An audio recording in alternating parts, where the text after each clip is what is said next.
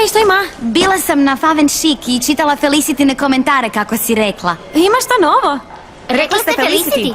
Sviđa vam se što piše? Super je. Da nije s Blakea. Što vi mislite? Svi na sva mjesta.